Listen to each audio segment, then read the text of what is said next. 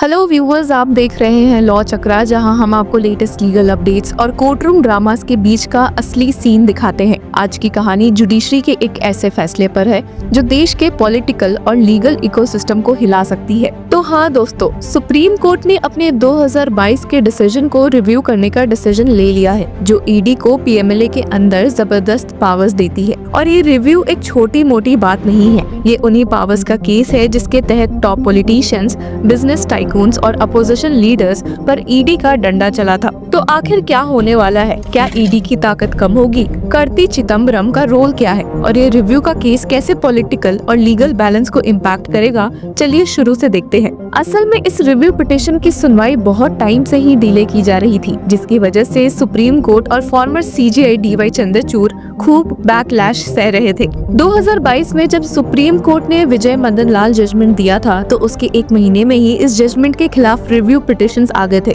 और उस समय के सीजेआई एनवी रमना ने इस मामले में नोटिस इशू करते हुए ऑब्जर्व किया था कि सुप्रीम कोर्ट को एटलीस्ट इस मामले में एक रिव्यू करना ही पड़ेगा। आपको बता दें कि 2022 के judgment Vijay Madan Lal Chaudhary versus union of India की, जिसमें कि सुप्रीम कोर्ट ने various provisions of the prevention money laundering act relating to arrest, search, seizure, bail etcetera को अपहोल्ड किया था। और जब ये मामला 7 अगस्त 2024 को जस्टिस सूर्यकांत, सीटी रवि कुमार और उज्जवल भुयान की बेंच के सामने पेश हुआ था, तो सीनियर एडवोकेट कपिल सिब्बल ने पिटिशनर्स की ओर से मौजूद होते हुए स्टेट किया the judgment needs to be fully reviewed. हालांकि इस पॉइंट पर एसजे तुषार मेहता, जो कि ईडी की ओर से मौजूद थे, ने सुप्रीम कोर्ट बेंच से रिक्वेस्ट किया था कि वे इस केस को किसी और दिन के लिए लिस्ट करें। In that this has come up suddenly, we need some time to prepare, we came to know that the matter has been listed for hearing late last night, please have this at a later date. और latest hearing के दौरान senior advocate Kapil Sibal, जो petitioners की तरफ से appear हो रहे थे, उन्होंने एक बार वापस से ईडी के अनचेक्ड पावर्स पर सवाल उठाया। उन्होंने कहा कि पीएमएलए का मिसयूज हो रहा है और जुडिशरी को सिविल लिबर्टीज प्रोटेक्ट करनी चाहिए। लेकिन जस्टिस सूर्यकांत ने रिप्लाई दिया,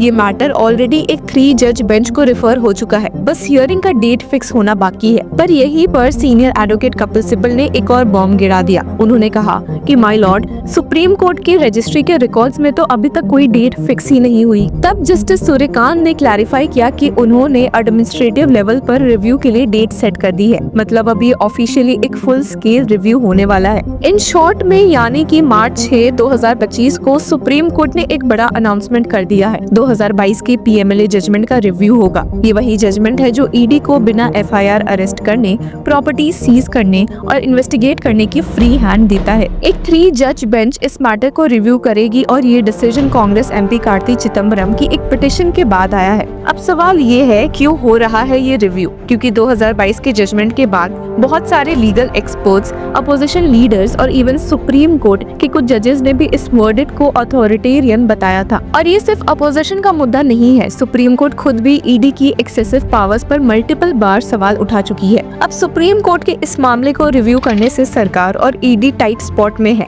ईडी पर ऑलरेडी सुप्रीम कोर्ट ने काफी डांट लगाई हुई है, क्योंकि कन्विक्शन रेट काफी लो है। कई हाई प्रोफाइल अरेस्ट सिर्फ पॉलिटिकल वेंडेटा का पार्ट लगती है। अरविंद केजरीवाल, हेमंत सोरेन, संजय सिंह जैसे लीडर्स का केस देख लो। ईडी के पावर्स लॉ एंड ऑर्डर के नाम पर अपोजिशन को सप्रेस करने के लिए यूज हो रहे हैं, ये आर्ग्यूमेंट भी दिया गया है। अब गवर्नमेंट साइड से सॉलिसिटर जनरल तुषार मेहता ने सजेस्ट किया था कि हियरिंग अप्रैल या मई के एंड तक हो, मतलब ये केस अब हर पॉलिटिकल पार्टी की नजर में रहेगा। अब ये रिव्यू होने का मतलब सिर्फ एक प्रोसीजरल स्टेप नहीं है, ये एक बड़ा शिफ्ट हो सकता है। पर इस हियरिंग की नेक्स्ट पॉसिबिलिटीज क्या हो सकती है? पहली पॉसिबिलिटी, सुप्रीम कोर्ट पीएमएलए के कुछ प्रोविजंस को अनकॉन्स्टिट्यूशनल डिक्लेयर कर सकता है, जिससे ईडी के अनलिमिटेड पावर्स कम हो जाए। पॉसिबिलिटी सेकंड, ईडी को एफआईआर के बिना अरेस्ट करने या प्रॉपर्टी सीज करने पर रिस्ट्रिक्शन लग सकती है। पॉसिबिलिटी 3, गवर्नमेंट को लॉ अमेंड करना पड़ सकता है ताकि पीएमएलए का मिसयूज ना हो। लेकिन अगर सुप्रीम कोर्ट अपने पहले डिसीजन पर ही टिकती है, तो ईडी की पावर्स और भी ज्यादा स्ट्रॉन्ग हो सकता है।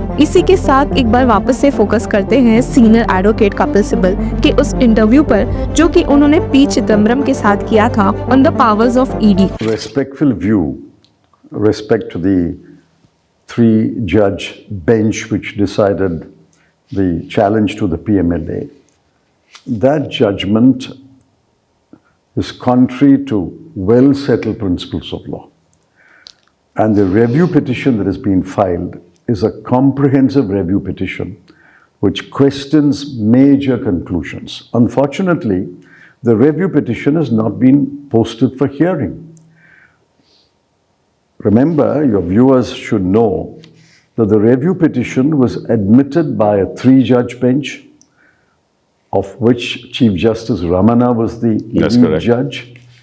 He clearly said in his order, on 2 issues at least, this judgment deserves to be reviewed. Correct. He didn't specify the 2 issues, but we all know what the 2 issues are. Subsequently, benches have questioned one or other of conclusion. And then when fresh writ petitions were filed, a 3-judge bench heard arguments led by you for almost 2 or 3 days. And they were pretty satisfied that the matter must be referred to a larger bench for review. So I don't think the fact that the Supreme Court has pronounced this act by and large valid should inhibit us from discussing the weaknesses of the judgment. This must be reviewed, and the sooner it's reviewed, the better. The danger of not reviewing is the following. We're at the cusp of the 2024 Lok Sabha election.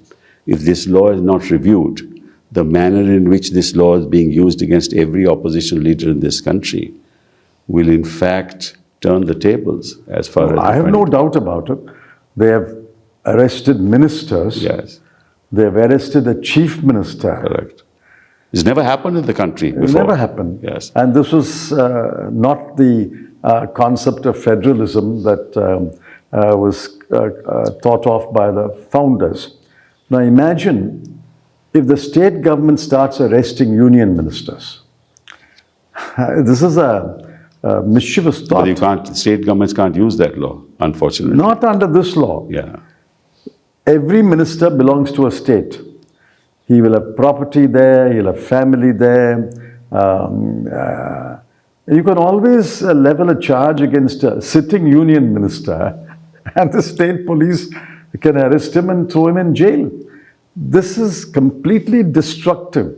You see, the right thing to do is, for example, when there's a charge against a judge, the law today is, you know better, that you will have to bring the material to the notice of the Chief Justice.